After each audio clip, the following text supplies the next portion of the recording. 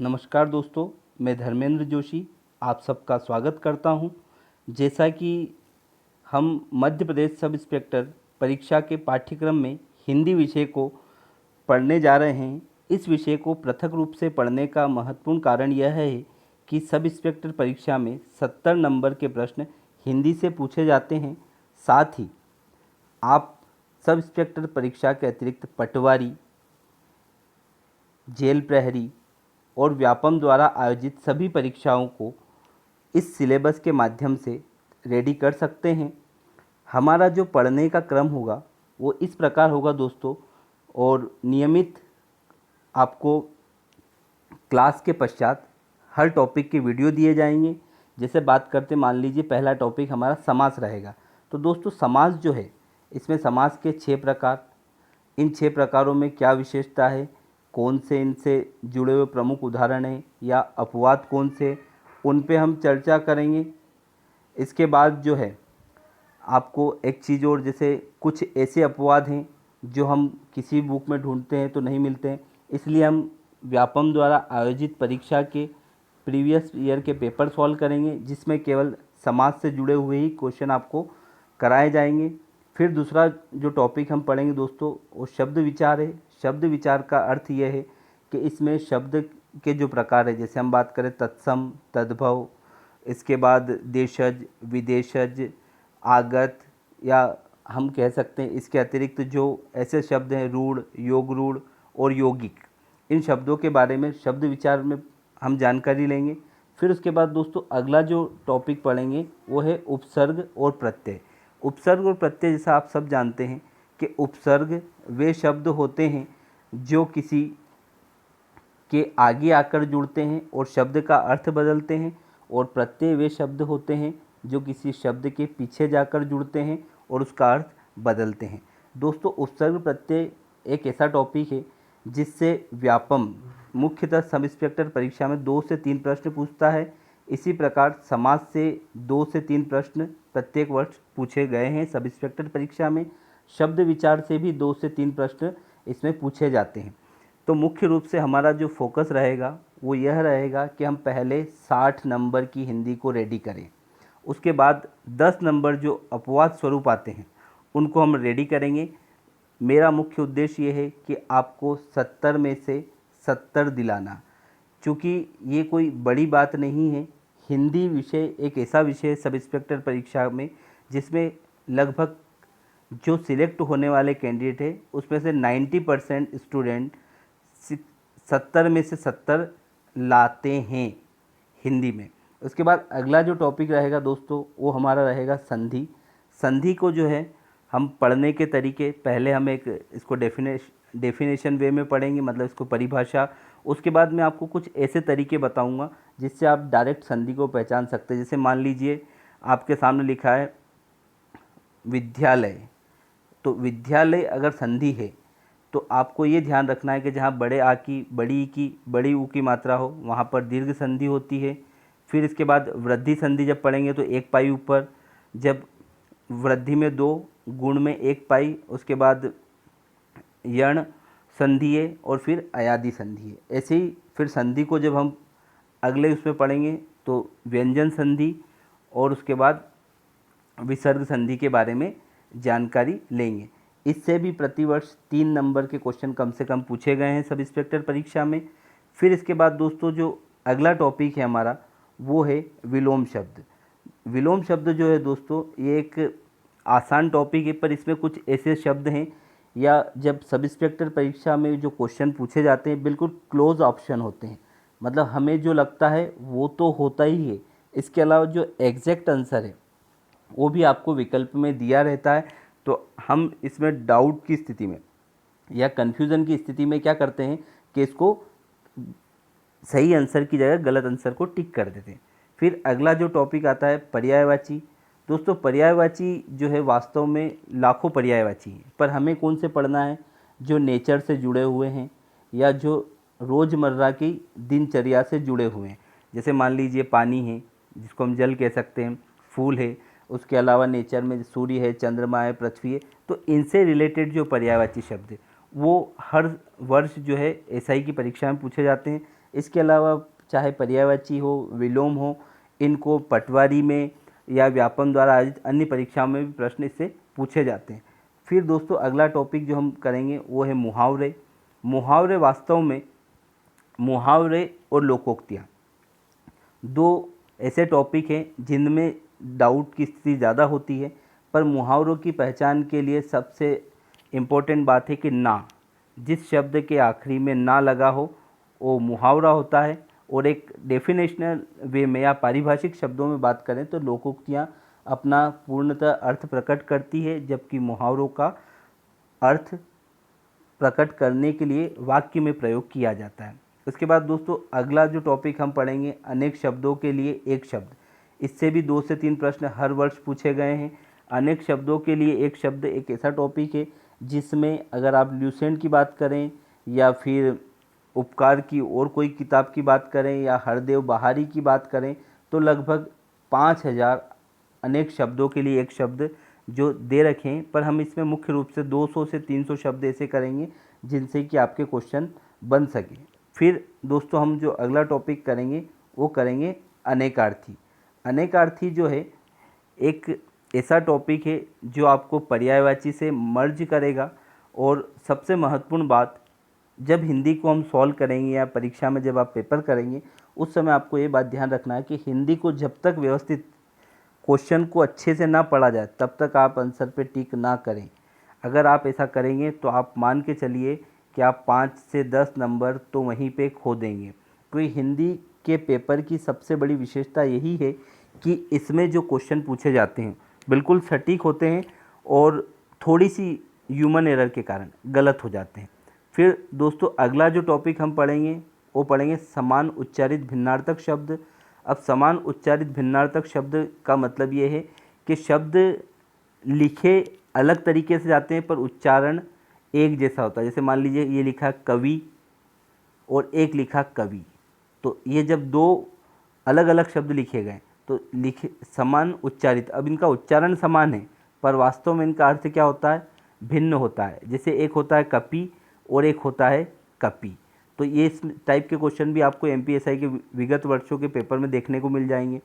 फिर अगला जो टॉपिक हम पढ़ेंगे जो सबसे महत्वपूर्ण टॉपिक में से एक है वो है रस। दोस्तों रस के बारे में जो जानकारी है वो आप किसी भी पुस्तक के माध्यम से अगर लेना चाहें तो उसमें स्थायी भाव, विभाव, अनुभाव, संचारी भाव की हम बात करते हैं। पर कोई भी जैसे मुख्यतः 9 रस है और इनके स्थायी भाव, यहाँ तक तो आपको एक सामान्य सा प्रश्न मिलता है। पर जब अगर इससे ज़्यादा डीप में जाता है तो आपको पहचान करना अनिवार्य है कि कौन सा इसमें शामिल है या कौन से रस का यह उदाहरण है। तो इसको जानने के लिए आपको स्थायी भाव, विभाव, संचारी भाव और अनुभाव चारों चीज़ों को समझना आवश्यक है, जो हम क्लास के माध्यम से समझेंगे। और ज़्यादा से ज़्यादा आप इसके एग्जाम्पल अगर देखेंगे तो आपको ज़्यादा बेनिफिट मिलेगा। फिर अगला जो टॉपिक है दोस्तों वो है छंद। छंद में जो है 3 प्रकार के छंद होते हैं, मात्रिक छंद, वर्णिक छंद और मुक्तक छंद। तो दोस्तों यहाँ पर जो है हमारी एग्ज़ाम में या सब इंस्पेक्टर परीक्षा में जो क्वेश्चन पूछे जाते हैं वो है मात्रिक छंद से। वर्णिक छंद से हमारे एग्ज़ाम में कोई क्वेश्चन नहीं पूछा जाता और मुक्तक छंद जो है इसकी कोई अभी तक प्रश्न नहीं पूछा गया है। केवल जूही की कली जो सूर्यकांत त्रिपाठी निराला की पुस्तक है वही इसका एक बेस्ट एग्जाम्पल मानी जाती है। इसके अलावा छंद में जो है मात्रिक, सममात्रिक और अर्ध सममात्रिक 3 प्रकार के छंद हम पढ़ते हैं। छंद में जो सबसे महत्वपूर्ण है वो है मात्रा गिनना।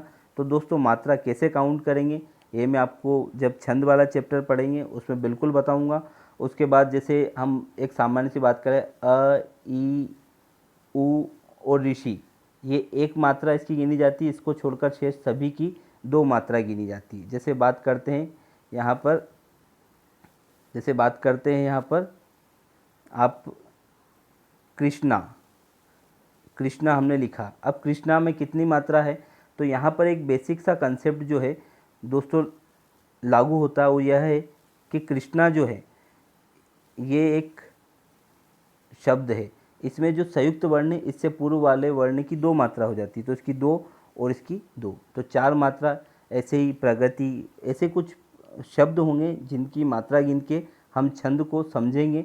उसके बाद जो अगला टॉपिक होगा दोस्तों वो हमारा होगा अलंकार।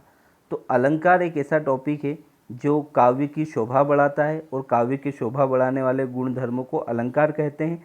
अलंकार में जो है एक तो होता है आपका शब्दालंकार और एक होता है अर्थालंकार। दो प्रकार के अलंकार होते हैं। अब इसमें जो हमारे अधिकतर क्वेश्चन पूछे जाते हैं वो अर्थालंकार से पूछे जाते हैं। शब्दालंकार के भी कुछ एग्जाम्पल होंगे, तो हम सबसे पहले शब्दालंकार पढ़ेंगे फिर अर्थालंकार पढ़ेंगे। किंतु संस्कृत विषय में उभयालंकार भी एक प्रकार का अलंकार होता है जिसकी चर्चा हम हिंदी के तहत नहीं करते। फिर आएगा दोस्तों जो मेन टॉपिक जिसको हम अनिवार्य रूप से पढ़ते हैं वो है हिंदी भाषा का विकास, इतिहास एवं विकास। दोस्तों हिंदी भाषा का इतिहास जो है, जैसे मान लीजिए संस्कृत, पाली, प्राकृत, अपभ्रंश, अवहट और हिंदी, इस तरह से हिंदी का डेवलपमेंट हुआ है या इस क्रम में हिंदी डेवलप हुई, तो इसका कौन सा समय क्या रहा, इस समय के कौन प्रमुख लेखक या कवि रहे हैं, उनकी प्रमुख रचनाएं क्या है। फिर उसके बाद भक्ति काल, वीर गाथा काल, आधुनिक काल, द्विवेदी युग, प्रगतिवादी युग, इस तरह से जो है अलग अलग युग पे चर्चा करेंगे, जिसके लिए हम कम से कम 2 से 3 क्लास रखेंगे। फिर उसके बाद काव्य और काव्य के भेद, जैसे काव्य, खंड काव्य, महाकाव्य, इसके बारे में, और कौन से काव्य हैं, काव्य क्या होता है, ये सारा का सारा हम इसके माध्यम से पढ़ेंगे। फिर इसके बाद दोस्तों जो अगला हमारा टॉपिक होगा वो होगा शब्द शक्ति। शब्द शक्ति जैसे 3 प्रकार की होती है, अभिधा, लक्षणा और व्यंजना, ये 3 प्रकार की शब्द शक्ति होती है जिसको हम पढ़ेंगे। फिर इसके बाद एक ऐसा टॉपिक पढ़ेंगे जिससे एग्ज़ाम में डायरेक्ट क्वेश्चन ना आते हुए इनडायरेक्ट क्वेश्चन आते हैं, और इसमें हम संज्ञा से लेके कारक तक या अवयव तक जितने भी संज्ञा, सर्वनाम, क्रिया विशेषण, क्रिया विशेषण, उसके बाद लिंग, कारक, अवयव, सबको पढ़ेंगे।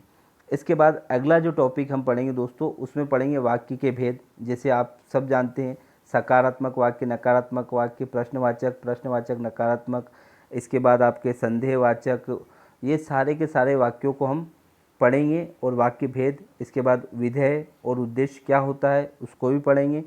फिर दोस्तों अगला जो टॉपिक हमारा आएगा वो आएगा प्रशासनिक शब्दावली। अब प्रशासनिक शब्दावली जैसे मान लीजिए आप मेमोरेंडम है या फिर आपको एक्नॉलेजमेंट है, ऐसे अंग्रेजी के कुछ शब्द होंगे जिनको हिंदी में क्या कहते हैं, या हिंदी के कुछ शब्द होंगे जिन्हें अंग्रेजी में क्या कहते हैं। इससे जो क्वेश्चन है MPPSC मेंस में भी पूछे जाते हैं, और ये लगभग 10 नंबर के क्वेश्चन प्रतिवर्ष पूछे जाते हैं, जिसमें 5 नंबर हिंदी से इंग्लिश के लिए और 5 नंबर इंग्लिश से हिंदी के लिए होते हैं।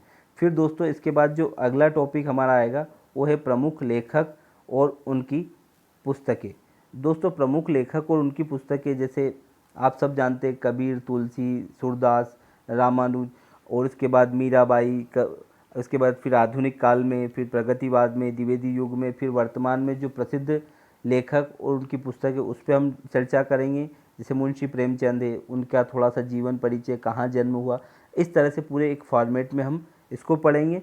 फिर इसके बाद दोस्तों अगला जो टॉपिक आएगा वो आएगा हमारा वर्णमाला। अब चूँकि वर्णमाला एक ऐसा टॉपिक है जिसे हम प्रारंभ में पढ़ सकते हैं, पर इसको लास्ट में पढ़ने का कारण यह है कि यह टॉपिक अगर एग्ज़ाम में इससे क्वेश्चन आते हैं तो 3 से 4 नंबर तक भी आते हैं, या फिर ये 0 नंबर में भी आता है, मतलब एक भी क्वेश्चन इससे नहीं पूछा जाता है। फिर दोस्तों अगला जो टॉपिक हम पढ़ेंगे वो पढ़ेंगे भाव पल्लवन और भाव विस्तार। दोस्तों भाव पल्लवन का मतलब संक्षेपण करना और भाव विस्तार मतलब इसको बड़ा करना। जैसा कि पिछले 3 से 4 सालों के जो SI के पेपर है, जो ऑनलाइन परीक्षा है, उसमें एक चीज़ देखने को हमेशा मिली है कि भाव पल्लवन और भाव विस्तार के 5 प्रश्न प्रत्येक वर्ष पूछे गए हैं, जिनको विद्यार्थी आसानी से कर लेते हैं। किंतु तो भी हम इसको एक व्यवस्थित क्रम में कि क्या इसका शीर्षक क्या होगा, दिए गए टॉपिक का इसका सार क्या है, उसके बारे में हम थोड़ा सा जानेंगे कि हम इसको कैसे पहचानें और कैसे बेहतर करें। फिर दोस्तों अगला जो टॉपिक होगा हमारा वर्तनी।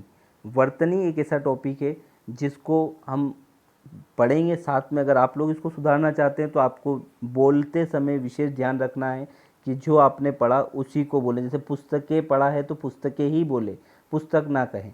अगर आप डेली यूज़ में अगर ऐसे शब्द करेंगे तो जो आपका डेली यूज़ का है वही आप वहाँ पे टिक करके आएंगे। या फिर एक तरीका और ये है कि जब आप वर्तनी करें तो उसे लिख कर देख लें। लिख कर देखने से ये होगा कि आपको क्लियर पता चल जाएगा कि स्पेलिंग सही है या गलत है। दोस्तों इसके बाद जो है अंतिम जो टॉपिक रहेंगे हम, उसमें अन्य तथ्य जो परीक्षा में पूछे गए प्रश्नों पर आधारित हैं। जैसे मान लीजिए कुछ ऐसे टॉपिक हैं जो इसमें कवर नहीं है और उस सिलेबस का पार्ट है या फिर पिछले 2 साल ऑनलाइन परीक्षा में पूछे गए हैं, उन टॉपिकों को हम इसमें करेंगे। तो ये होगी हमारी रणनीति हिंदी विषय को लेकर। अगर आपको अभी भी कोई संशय की स्थिति या डाउट की स्थिति बनी हुई है तो आप मुझे ज़रूर बताएं, मैं उस पर आपसे बिल्कुल चर्चा करूंगा। और आप अगर इसमें कुछ एडजस्टमेंट करना चाहते हैं या फिर आपकी कोई एक अच्छी एडवाइस है तो मुझे बताइएगा। दोस्तों एक चीज़ और, हम ये पूरा कोर्स करने के बाद दोबारा से फिर हिंदी पढ़ेंगे, मतलब हिंदी में आपको 2 बार पढ़ाऊँगा। और उसके बाद 2003 से लेकर 2017 तक के एसआई के जितने भी हिंदी के पेपर हैं उन सबको हम सॉल्व करेंगे वीडियो के माध्यम से। आपको कहीं भी अगर डाउट लगता है तो आप ग्रुप के माध्यम से या पर्सनली मुझे व्हाट्सएप पे मैसेज करके बता सकते हैं। ये वीडियो केवल उन लोगों के लिए है जो हिंदी विषय को पढ़ना चाहते हैं। अगर इसके बाद भी आपको ऐसा लगता है कि हिंदी नहीं पढ़ना चाहिए या किसी और टीचर से पढ़ना चाहिए तो आप बिल्कुल ज्वाइन कर सकते हैं। धन्यवाद। आपका दिन शुभ हो।